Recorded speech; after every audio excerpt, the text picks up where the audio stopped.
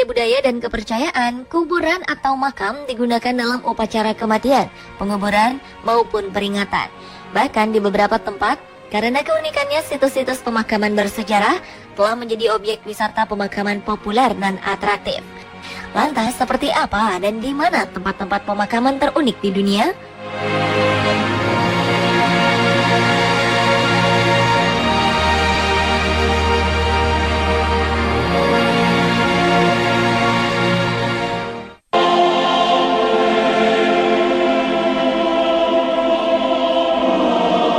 Makam gantung di Cina merupakan salah satu pemakaman kuno yang ditemukan di Asia selain di Filipina dan Indonesia.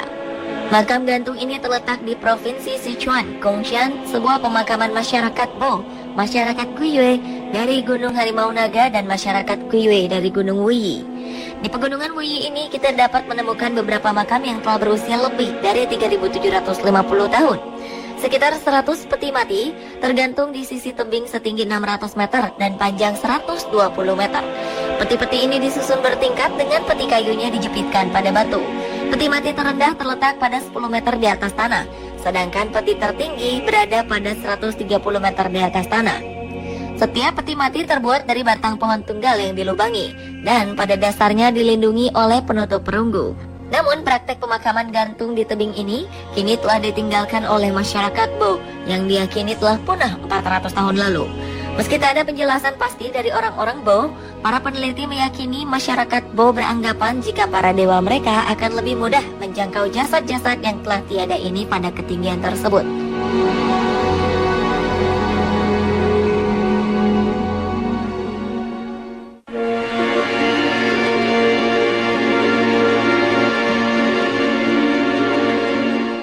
Indonesia juga memiliki pemakaman tebing tepatnya di Tanah Toraja, Sulawesi Selatan. Orang-orang Toraja di Sulawesi mungkin memiliki ritual pemakaman paling kompleks di dunia. Satu yang paling populer adalah pemakaman Batu Lemo, yaitu tempat persemayaman jenazah berbentuk lubang-lubang pada dinding cadas. Tempat ini merupakan hasil kreasi manusia Toraja yang luar biasa. Kuburan-kuburan batu ini disebut liang pa.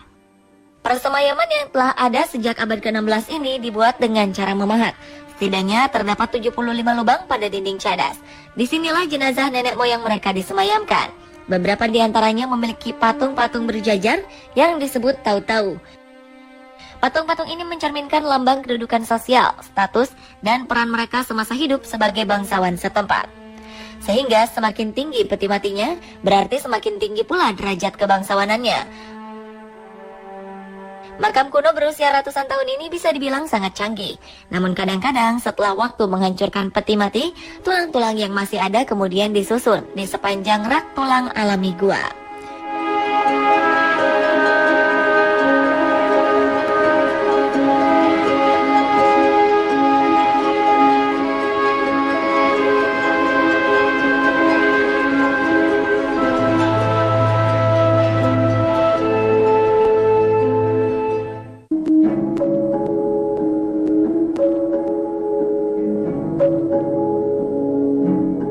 Lain halnya dengan pemakaman di Manazan Caves di Turki.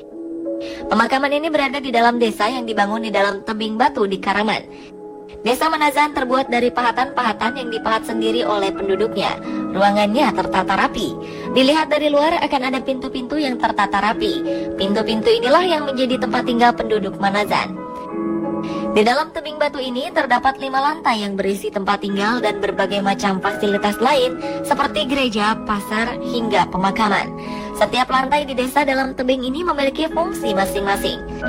Seperti lantai 5 untuk cerobong, lantai pertama dan kedua untuk pemakaman dan tempat ibadah, dan lantai ketiga dan keempat sebagai tempat tinggal.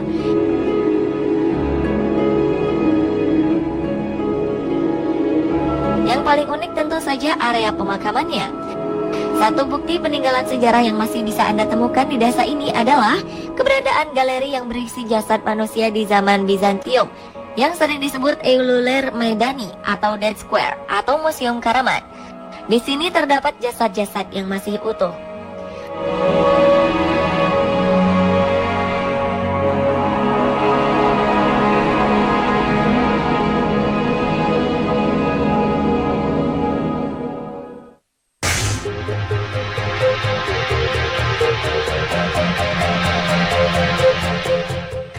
pemakaman di tebing di Indonesia juga terdapat makam-makam pohon, di Bali misalnya.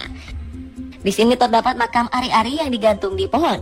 Berdasarkan kepercayaan turun-temurun, masyarakat desa Bayung Gede, Bangli, Kintamani, setiap ari-ari bayi harus digantung di sebuah pohon yang disebut pohon bukak, di setra atau kuburan ari-ari desa setempat.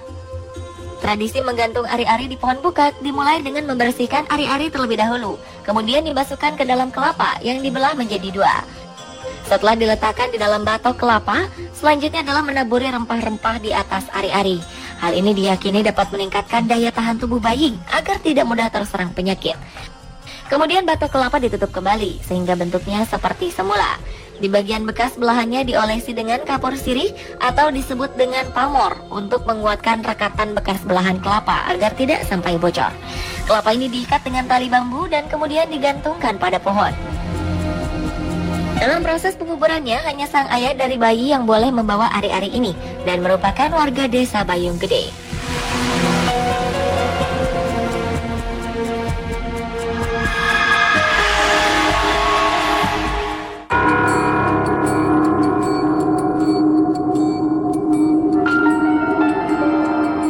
Selain di Bali, terdapat pemakaman bayi Kambira di Tanah Toraja, Sulawesi Selatan.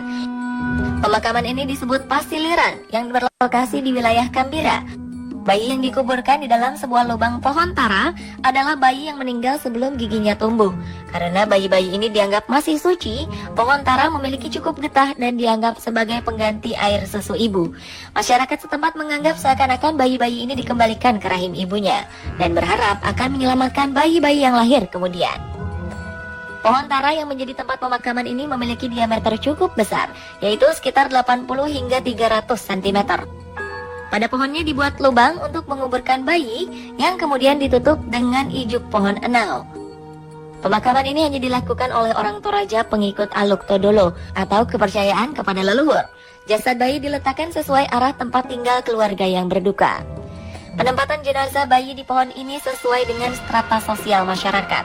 Makin tinggi derajat sosial keluarga itu, maka makin tinggi letak bayi yang dikuburkan di batang pohon tara.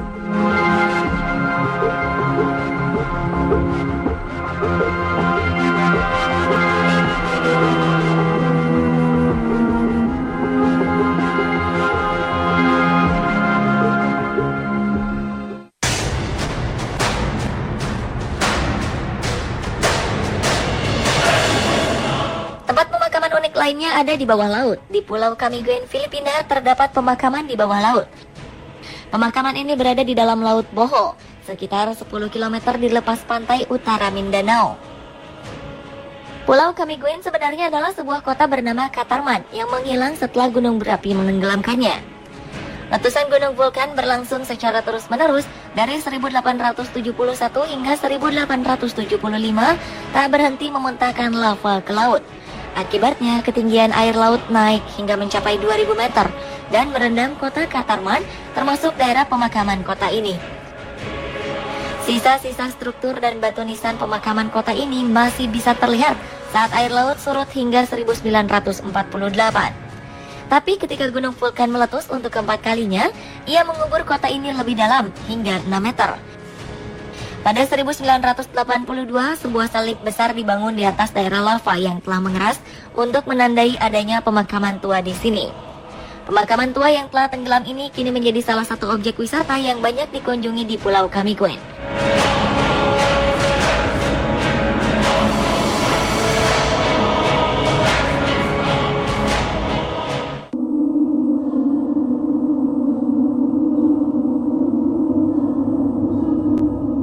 Sedangkan di Florida, Amerika Serikat, terdapat makam bawah laut yang mengklaim sebagai yang pertama di dunia. Adalah Neptune Memorial Reef, sebuah proyek terumbu karang buatan terbesar yang membentang selebar 6,4 hektar persegi. Kawasan ini berada di 5,2 km dari Key Biscayne di Miami, Florida. Yang menarik dari kawasan ini adalah layanan pemakaman di dasar laut. Untuk dimakamkan di sini, jenazah harus dikremasi terlebih dahulu. Alih-alih menyebarkan abu kremasi ke laut, orang-orang yang ditinggalkan tetap bisa melihat orang yang mereka cintai di Neptune Memorial Reef dengan cara mencampur abu kremasi dengan semen untuk kemudian dibentuk ke dalam cetakan yang diinginkan. Selanjutnya, seorang penyelam akan meletakkannya di terumbu karang.